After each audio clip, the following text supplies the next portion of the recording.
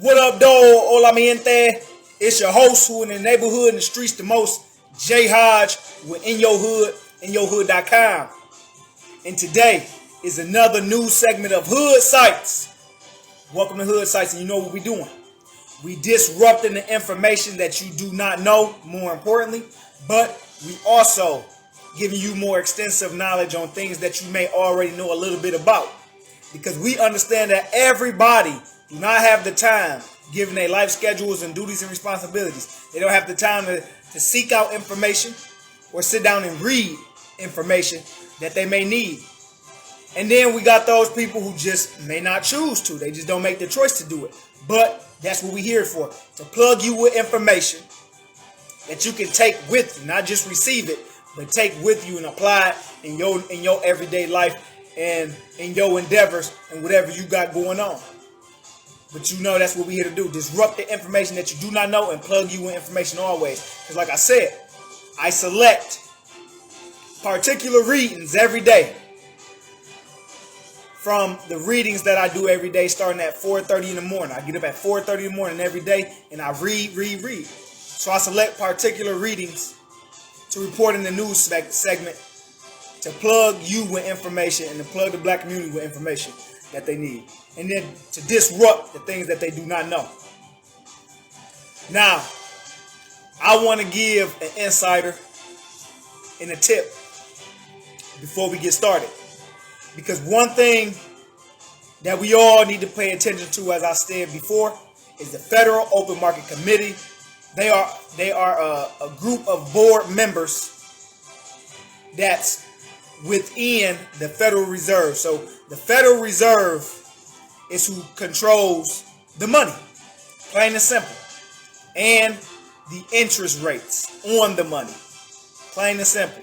If you ever had a loan, the interest you paid was set, and it's variable upon the economy and how it's doing. So that affects what we call inflation. And inflation right now as we speak is happening. And it's currently being reported that inflation is at 2 to 2.5%. And the Federal Reserve doesn't think that inflation is going to go beyond 2.5%. But others on the board of members for the Federal Open Market Committee, they feel otherwise. They feel that prices are going to continue to rise to a point that's too expensive and that's too exploitative because of the pandemic. That affects everybody, whether you are a consumer, meaning you spend your money all the time, all you do is buy. You earn your hard money and you go out and spend it on your family and your household needs. But you don't save, you don't invest. Then we have investors who they do the same thing, but they actually restrict themselves from buying certain things and going certain places and just doing certain things to have more money to invest in the stock market, invest in real estate, or invest in anything that's going to give them a greater return on the money that they put in. So for example, somebody that's doing $1,000 investment in the stock market in a company that pays them back every 3 months, and that $1,000 investment by the end of the year becomes a $5,000 investment. So that's an example. But for the most part, it affects everybody. And it has to be paid attention to. And it has to be closely watched. Because if you haven't noticed, prices around you have risen. They have. Even from oil and gas. Watch that. Because that affects the money that you earn. If gas prices rise, guess what? Your budget declines. It decreases. So you don't have the opportunities that you had when the economy was at a previous level versus its current level. So let's say the previous level, prices were, let's say, $2.87 a gallon for gas, and you budget it, you the consumer, you budget it. You know what? Every month I spend about $150. Well, if the price of gas goes up to $3.15, you need to know why, for one, and now the money that you spend, that $150, it has less power. It doesn't get you that same full tank that it used to, for one. And then that $150 don't have the same value. So your dollar doesn't have the same value. So that's why it's important to pay attention to the Federal Reserve and the Federal Open Market Committee and the things being said and the things being done.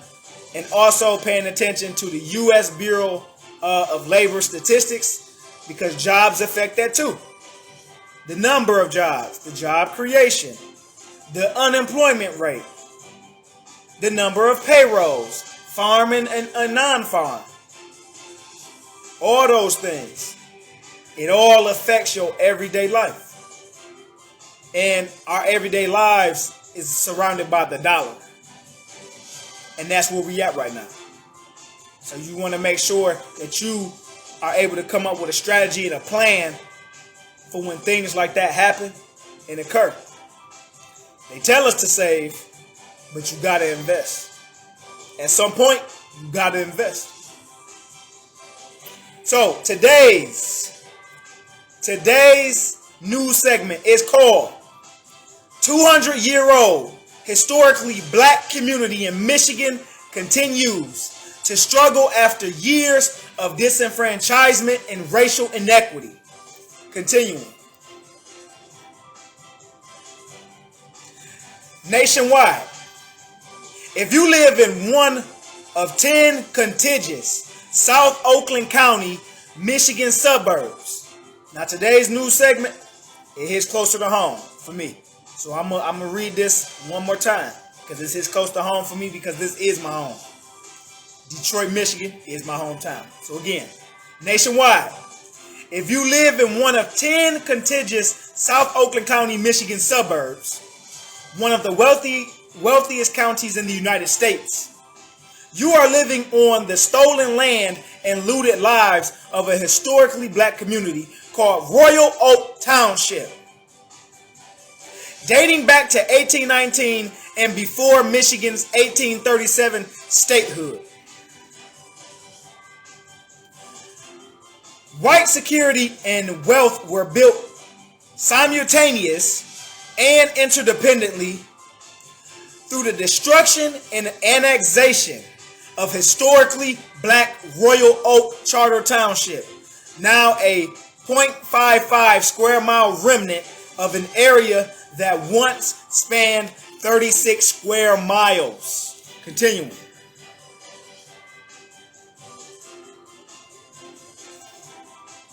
With a multiracial, intergenerational effort, they are currently engaged in work to create a campaign, Truth Toward Reconciliation. The vision, journey, and voices of Royal Oak Charter Township in southern Oakland County, whose history is a microcosm of the destruction of black communities, i.e.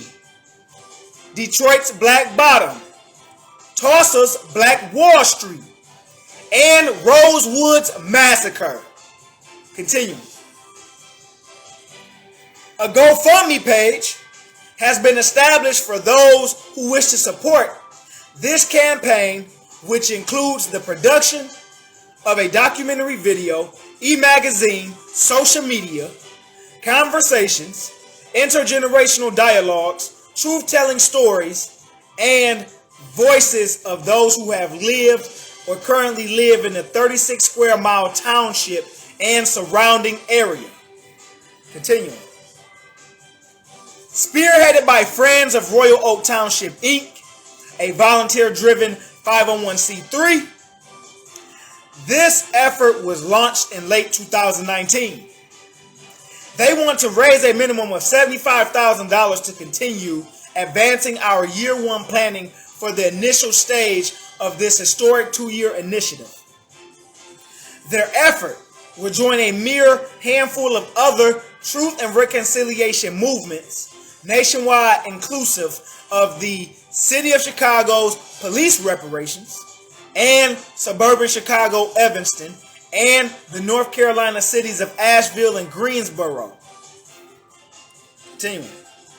The Ferguson Rebellion has opened many American eyes and some hearts in a way unseen since the freedom movement of the 1960s.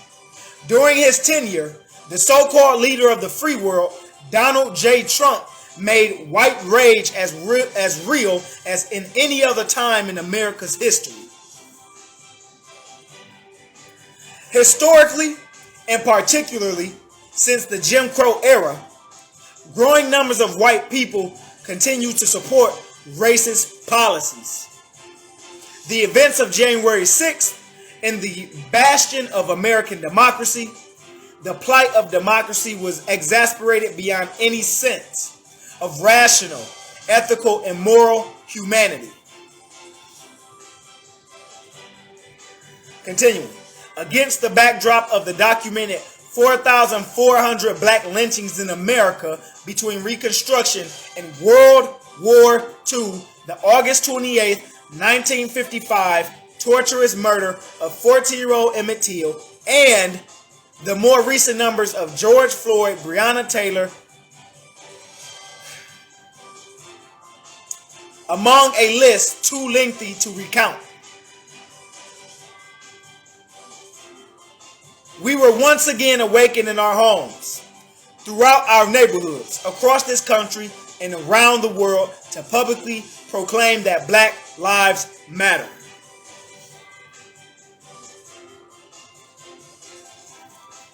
Some non-Black Truth Toward Reconciliation Initiative colleagues asked, what does it look like when white people proclaim that they need to speak out against racism, challenge themselves and their neighbors to really tell the truth of their history? By doing so, it means they can begin to heal, reconcile, and repair the pain, the harm, the violence, both physical and spiritual, that is fundamentally related to a history built upon the genocide of indigenous people and the enslavement of Africans, in resistance to hundreds of years built upon racial capitalism. People of African ancestry have been the conscience of this nation. Continuing. Today, the Friends of Royal Oak Township, Inc. believe that we will continue to travel the path to heal and leave behind this racist history. While they know that this is a national and international struggle, they believe it is through local work that we can change ourselves in the world. A quote, only through truth can we get to healing and reconciliation. First truth, then healing, the founders say, end quote. Visit www.forot.org to learn more about the work of Friends of Royal Oak Township, Inc., Forot, F-O-R-O-T, over its 10-year history, and support their funding campaign at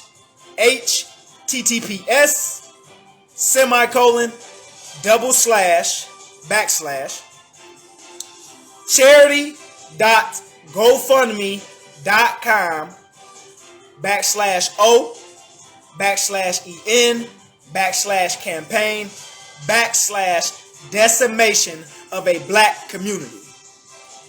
End of article. So,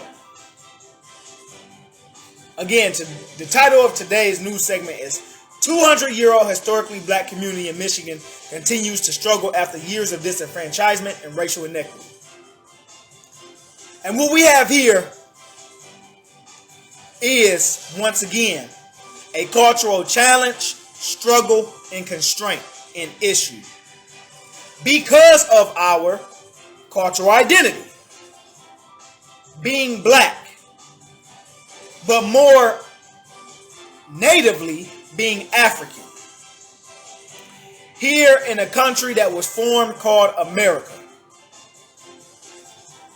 And so, we've had the utmost and extreme criminality in human history, the utmost and extreme murder in human history, the utmost and extreme unlawfulness in human history, and the utmost and extreme fraud and violence in human history done by white Americans,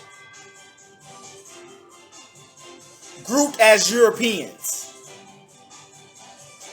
And we have had a consistent bigoted statement being made and cast upon our cultural group, as if we don't have cultural morals and values and principles of hard work, dedication, and commitment and teamwork, about us having characteristic traits of being ill-productive and not productive and proactive, which is a complete fraudulent statement and fraudulent characteristics of a cultural group called black people, Africans, as known as African Americans. Segregation through our cultural identity, our cultural morals, values, and principles, and our cultural creative solutions allowed us to have burgeoning, explosive communities and cities built by us, constructed by us, engineered by us, and economically empowered by us. And at every instance and every turn of that proactiveness and productivity has been the violence, the inhumanity, the murdering, the pillaging of white Americans. So, there is a no tolerance zone in policy on any white American saying to any black man or woman or child that they need to have more and they need to work harder and do more. Because guess what? We have done that historically. And at every instance that has been developed, it has been invaded and destructed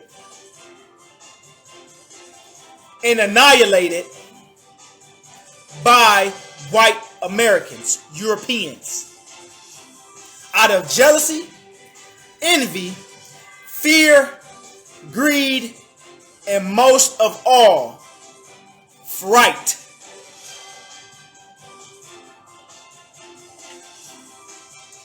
So,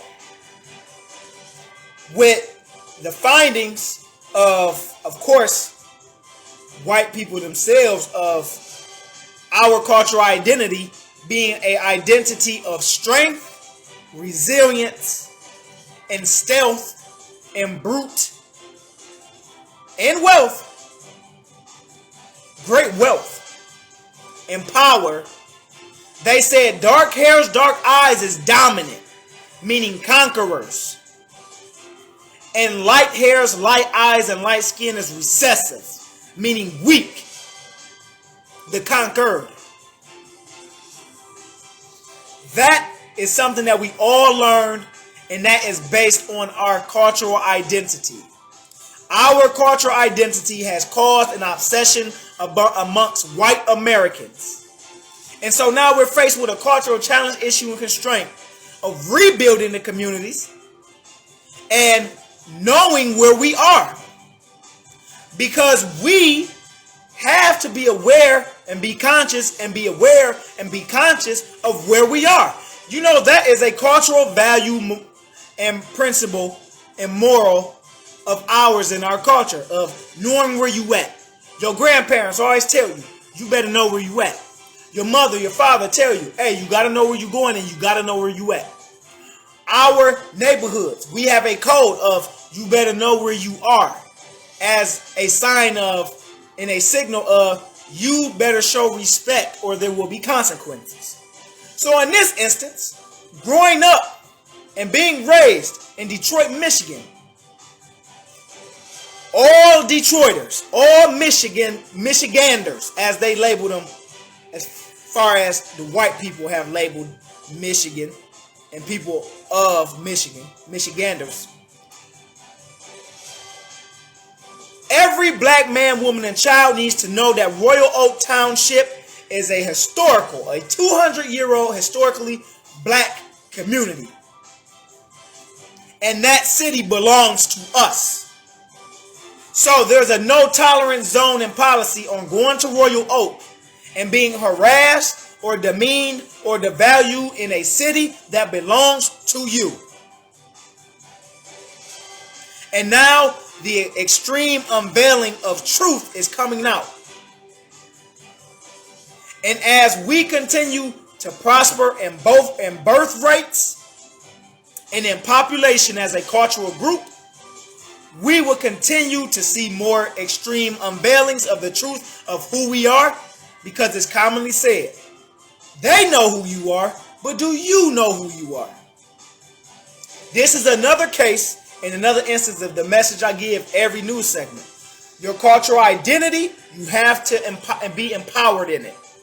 Don't be ashamed of it. From there, you're able to assess your cultural values, principles, and morals. Something that white Americans just don't have. Because all of our communities that have prospered with great wealth and economic engines and economic factors that creates a successful community and city has been brought about with turmoil and destruction by white Americans, and violence and murder and pillage with no repayment, repercussions, consequences, and reparation or repentance. And then from there, you have your creative cultural solutions, which is everything we are doing today and now. Our people that are in different sectors of industries that's having a voice, our political seats that's being held by black figures, and so forth and so on. But like I say, there is just not enough. We need more. And then from there, we have sustainability, growth, and advancement. Cultural advancement. From the solutions we create that gets carried on to the next generation, and the generations continue to carry on and come up with new solutions as new challenges, constraints, and issues that are cultural arise. There's a great deal of wealth and value in our community, in our culture, and we are moral, value, and principle led. We are creativity led. We are solution based led. And we are prosperous and fruitfully led. Because what we have today is Tulsa, Oklahoma, and Black Wall Street is not the only thing. There are many more black cities to be publicized. We have Wilmington, North Carolina. We have Tulsa, Oklahoma. We now have Royal Oak, Michigan. We have Greenwood in Georgia. And there are countless more. We have Cis-Trunk Business Corridor here in Florida, in South Florida, in Broward County. That's 5. But during segregation,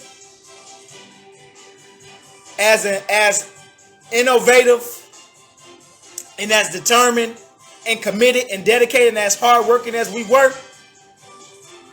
we had a bevy of cities destroyed. And they're going to continue to unveil themselves.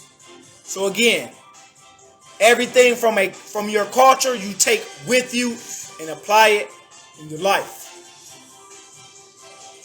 And this has been the end of today's news segment. As I always say, www.inyourhood.com. Make sure you visit the website. We have a television show and series streaming 24/7 on the website. Where's Jay Hodge, The Journey in These Streets? We have black businesses that you may have never seen or heard of before on the website. And we're seeking for more of all types and all industries. And we have the true essence of black history. So the actual true figures and the true history of what was exactly modernized and invented and done by us, the things we didn't learn in public school. Then we also have global black news and domestic black news, which entails figures throughout history that have done great things in business or politics or activism or in some aspect of humanity for black people in this country and in the world, and that's there. And then, last but not least, signing up for a free account is easy. Our Instagram for In Your Hood is at His Excellency _J.Hodge. Make sure you follow. We have a segment going on our Instagram channel. And then also our YouTube channel for In Your Hood is J space HAJJ J Hodge. And you can subscribe. And we have selective episodes in a new segment coming called 10 Toes Down in Your Stomping Grounds on the In Your Hood YouTube channel under the name J space HAJJ J Hodge. And like I always say, I'm going to get on y'all tomorrow.